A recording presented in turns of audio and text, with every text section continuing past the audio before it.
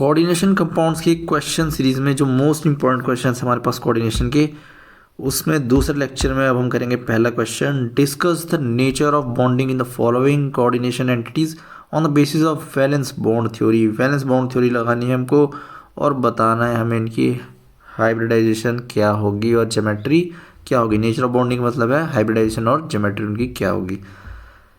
सारे ही हमको समझ आ रहे हैं, कोऑर्डिनेशन नंबर 6 वाले हैं, ये भी कोऑर्डिनेशन नंबर 6 है और ये भी। तो हमारे पास ज्योमेट्री तो क्या होने वाली है सबकी, ऑक्टाहेड्रल ज्योमेट्री रहने वाली है। बस हमको ये चेक करना है कि हाइब्रिडाइजेशन हमारी क्या होगी। सबसे पहले स्टार्ट करते हैं FeCN6 4 माइनस। तो यहाँ पर सबसे पहले हम निकालेंगे ऑक्सीडेशन स्टेट ऑफ मेटल, इसको मानेंगे X। साइनाइड की होती है -1, 6 साइनाइड कितनी हो जाएगी -6 इक्वल्स टू कितना, नेगेटिव चार्ज कितना है कॉम्प्लेक्स में -4 का। तो x की वैल्यू आ जाती है यहाँ से +2। तो आयरन जो मेटल है हमारा सेंट्रल मेटल, ये है +2 ऑक्सीडेशन स्टेट में। अब आयरन होता है हमारा 3d6 4s2। Fe2 पॉजिटिव क्या होगा, 2 इलेक्ट्रॉन रिमूव कहाँ से होंगे, s ऑर्बिटल से, तो 3d6 4s0। तो Fe2 फ्री मेटल कैसा होगा हमारा, d ऑर्बिटल में होंगे इसके 6 इलेक्ट्रॉन। ये हो गया इसका 4s ऑर्बिटल और ये हो गया 4p और ये 3d, 1 2 3 4 5 और 6। लेकिन कॉम्प्लेक्स के अंदर कैसा होगा, Fe2 पॉजिटिव इन कॉम्प्लेक्स। जब साइनाइड इसके साथ अटैच होगा तो साइनाइड हमारा क्या है, एक स्ट्रॉन्ग फील्ड लिगेंड है, वो क्या करेगा, इलेक्ट्रॉन्स की पेयरिंग जो है स्टार्ट कर देगा। इस वाले को इसके अंदर पेयर करेगा और इन दोनों को यहाँ पेयर करेगा और इस वाले को भी इसके साथ पेयर कर देगा। पेयरिंग के बाद हमको कैसा देखने को मिलेगा, 1 2 3 4 5 6 और बचा के हमारे पास एक एम्प्टी 4s और 3 4p और ये हमारा आ गया 3d मेटल। अब क्या होगा हमारे पास, ये जो बचा हुआ है हमारे पास d के 2 ऑर्बिटल और ये s का 1 और p के 3 ऑर्बिटल जाएंगे और हाइब्रिडाइजेशन में पार्टिसिपेट करेंगे।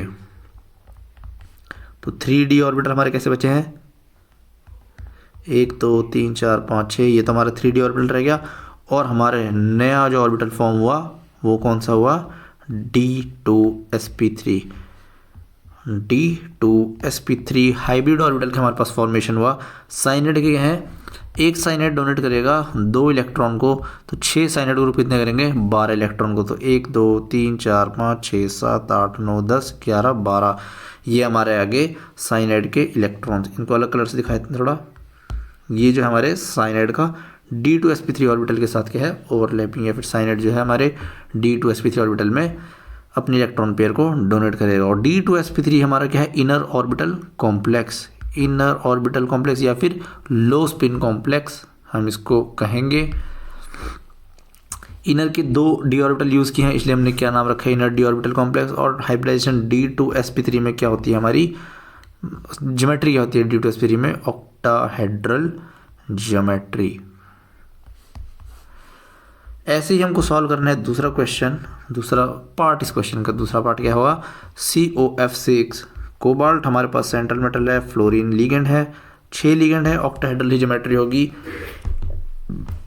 सेम प्रोसीजर, सबसे पहले निकालेंगे ऑक्सीडेशन स्टेट। कोबाल्ट को x मान लिया, 1 फ्लोरीन की -1 तो 6 फ्लोरीन की -6 इक्वल्स टू चार्ज कितना है कॉम्प्लेक्स में -3 का।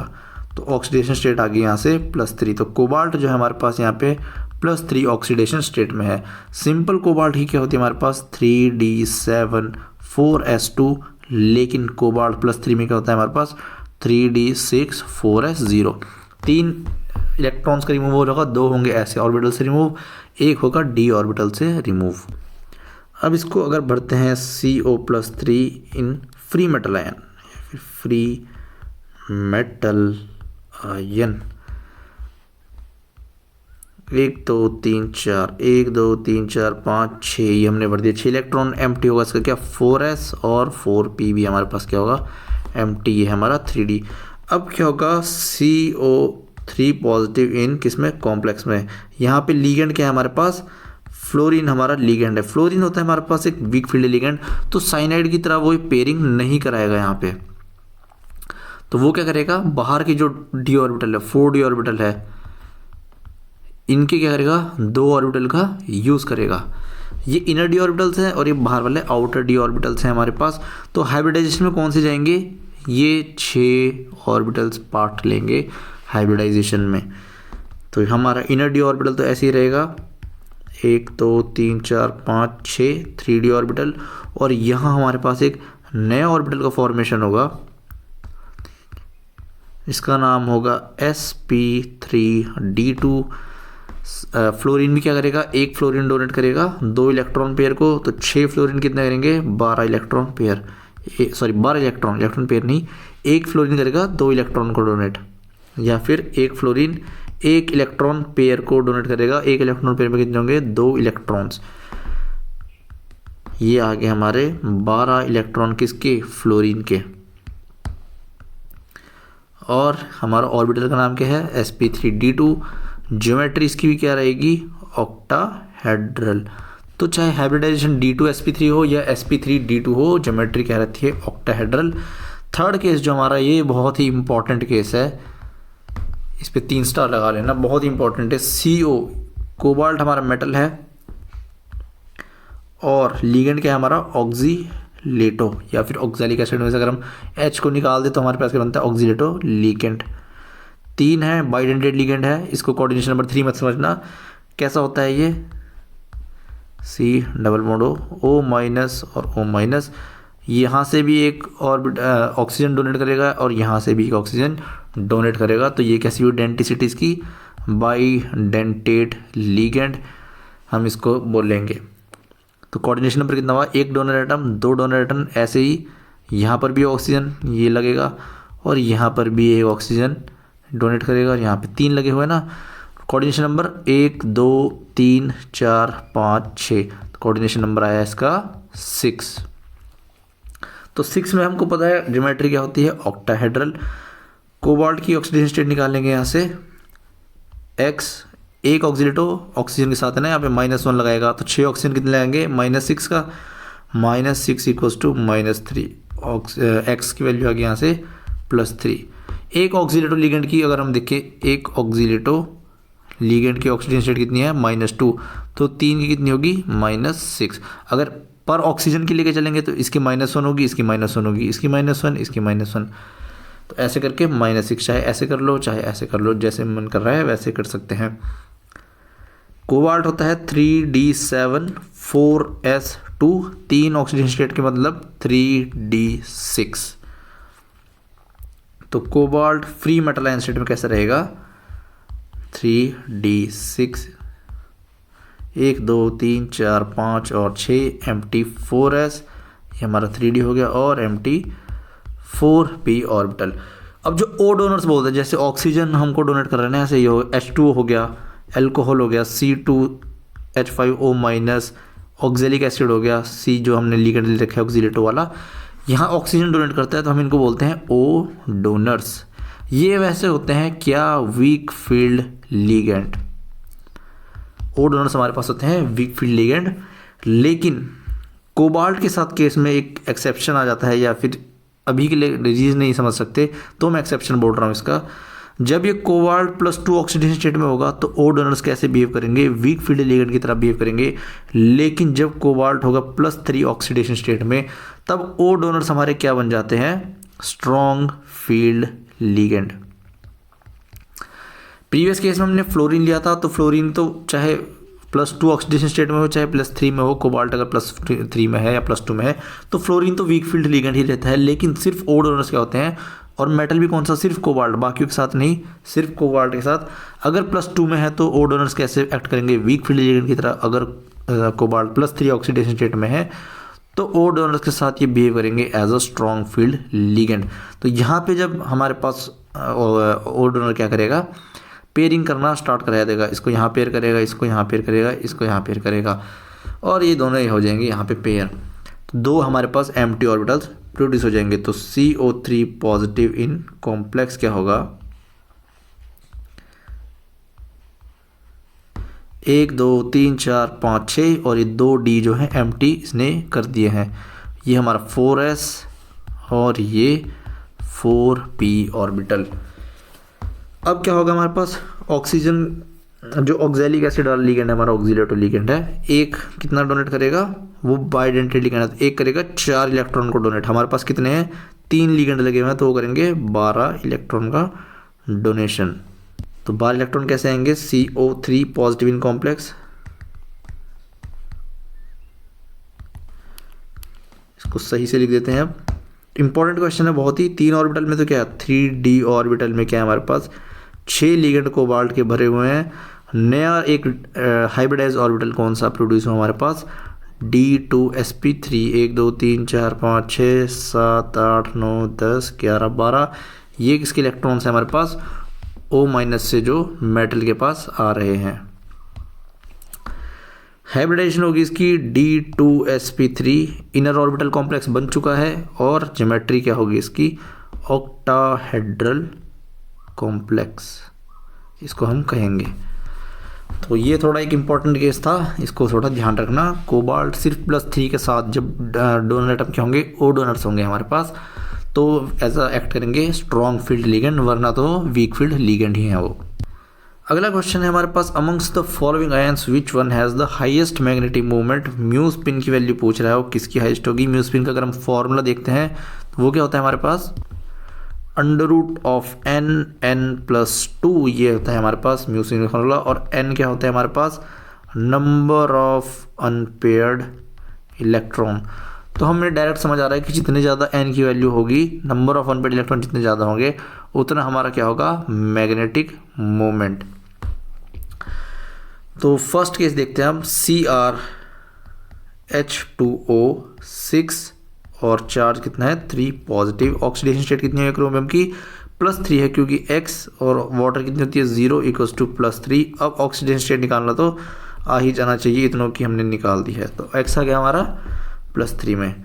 क्रोमियम होता है हमारे पास D54S1, 3D54S1, और जब 3 इलेक्ट्रॉन इसमें जाएंगे तो बचेगा 3D34S0।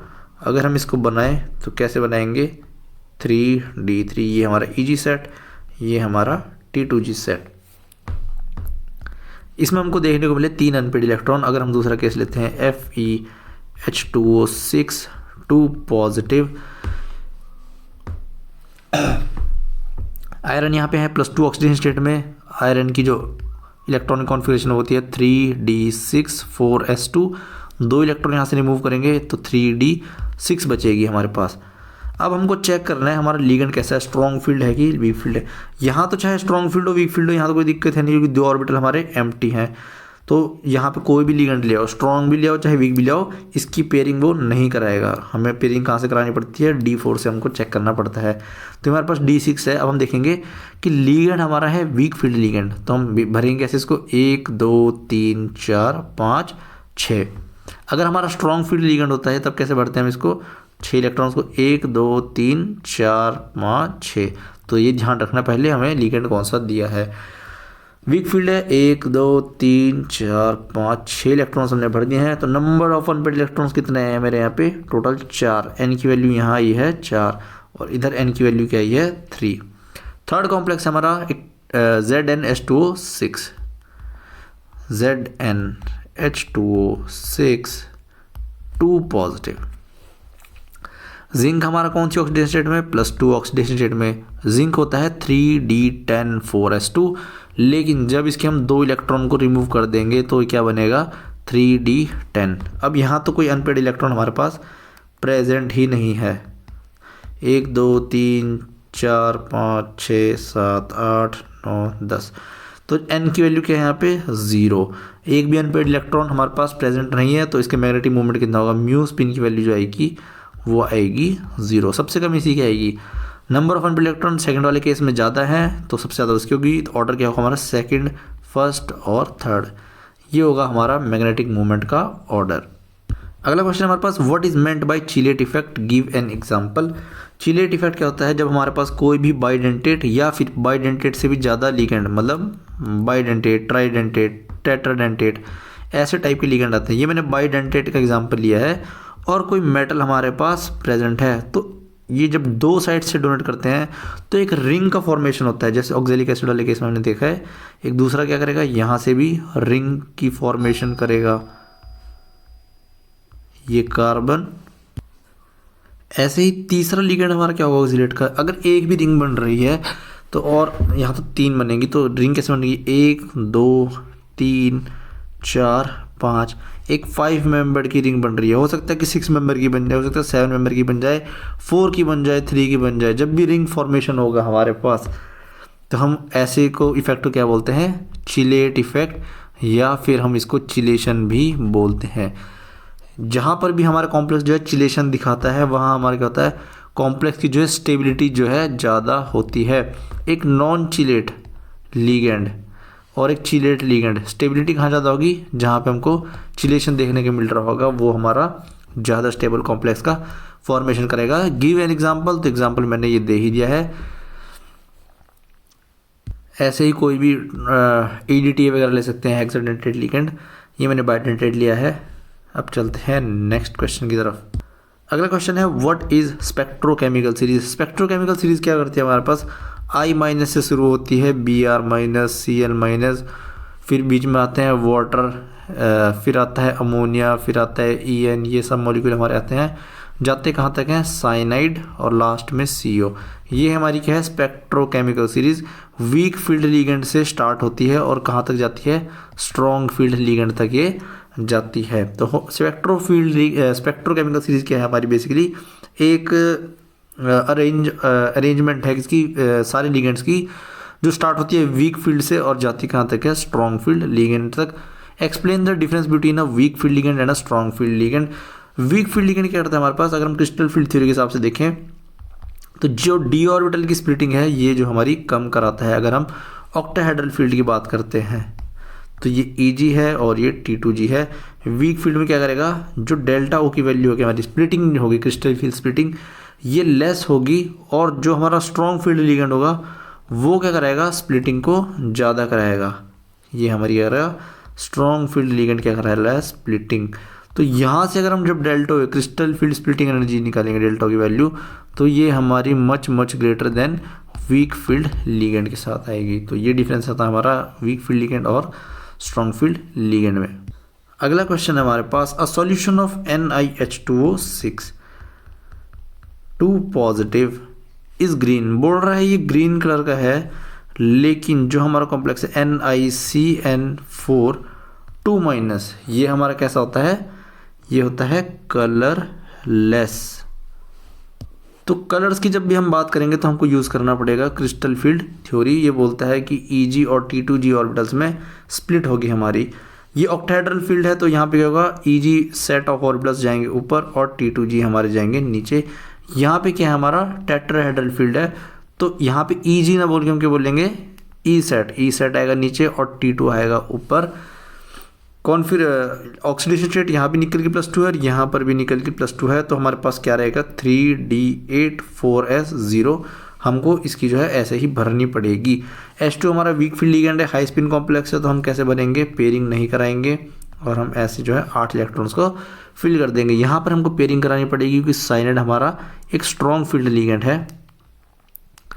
1 2 3 4 5 6 7 8, ये हमारी क्या हो जाएगी, इस तरीके से पेयरिंग हो जाएगी। अब कलर कब होता है कॉम्प्लेक्स का, जब इसके ऊपर कोई रेडिएशन फॉल करे और इलेक्ट्रॉन जंप करके जाए इस वाले Eg सेट में। फिर जब ये Eg सेट से T2G में वापस ग्राउंड स्टेट में आएगा तो अपनी एनर्जी को लूज़ करेगा और रेडिएशन या फिर कलर जो है एमिट करेगा। ये रेडिएशन हम कौन सी बात कर रहे हैं, जो विजिबल लाइट में हम नॉर्मली क्या बोलते हैं, वाइट लाइट की बात हम करते हैं। तो विजिबल रीजन से लाइट को ऑब्जर्व करा, इसने जंप करा और जब वापस आया तो लाइट को इसने शो करा, और जब वापस आया ये तो कैसी कलर की लाइट इसने शो करी, ग्रीन कलर की। तभी तो ग्रीन कलर कंपाउंड है वो। एब्जॉर्ब वो कौन सी फ्रिक्वेंसी कर रहा है वो हमको मैटर नहीं करता, लेकिन जब उसने वापस आते हुए छोड़ी तो ग्रीन कलर की लाइट छोड़ी, उसके रिगार्डिंग या उसके रिस्पेक्ट में जो वेवलेंथ होगी ग्रीन कलर की, उतनी एनर्जी की लाइट उसने रिलीज करी होगी। यहाँ पे अगर हम केस लेते हैं तो पॉसिबिलिटी तो यहाँ भी एक इलेक्ट्रॉन जंप करके इस ऑर्बिटल में जा सकता है, लेकिन जो साइनाइड है हमारा इतना स्ट्रॉन्ग फील्ड लिगेंड होता है कि जो ऑक्टाहेड्रल इनके बीच में स्प्लिटिंग हुई, यही तो है T2 और E के बीच में क्या है, डेल्टा O। यहाँ वाले डेल्टा O, सॉरी यहाँ डेल्टा T लेंगे हम इसको। तो यहाँ जो डेल्टा T की स्प्लिटिंग कराई इसने, ये बहुत ही ज़्यादा हाई कराई इसने, और ऐसा हुआ कि विजिबल रीजन में जितनी भी लाइट्स होती हैं हमारे पास, इनके पास इतनी एनर्जी होती ही नहीं है कि इलेक्ट्रॉन का ट्रांजिशन करा दें यहाँ पे। इस इलेक्ट्रॉन को चाहिए हाई एनर्जी रेडिएशन, अगर इसको जंप कराना है हमको तो इसको चाहिए high energy radiation. Visible region में इतनी एनर्जी होती नहीं है हमारे पास कि ये जंप करा दे, इसलिए ये कैसा रहता है, जब ट्रांजिशन ही नहीं होगा, यहाँ से यहाँ नहीं जाएगा तो वापस भी आगे कलर नहीं छोड़ेगा, इसलिए ये कंपाउंड को कैसा दिखता है, कलरलेस। हाँ, अगर हम इसमें हाई रीजन में जाए, IR रीजन में जाए, अगर IR फ्रीक्वेंसी हम इसको देते हैं तभी जाके ट्रांजिशन कर देगा, और IR मतलब इंफ्रारेड लाइट के अंदर, इंफ्रारेड नहीं सॉरी UV रीजन के अंदर, इंफ्रारेड बोल रहा हूँ मैं, UV लाइट अगर हम इस पर डालते हैं फिर ये ट्रांजिशन कर देगा और तब ये एक येलो कलर का कंपाउंड हमको देखने के लिए मिलता है। लेकिन नॉर्मल कंडीशन में विजिबल लाइट के रीजन में ये हमको कैसा दिखता है, कलरलेस कंपाउंड। तो इस लेक्चर में बस इतना ही, और कोई डाउट हो तो कमेंट सेक्शन में पूछ लेना। ऐसे ही और क्वेश्चंस और ऐसी और वीडियोस के साथ मिलते हैं अगले लेक्चर में।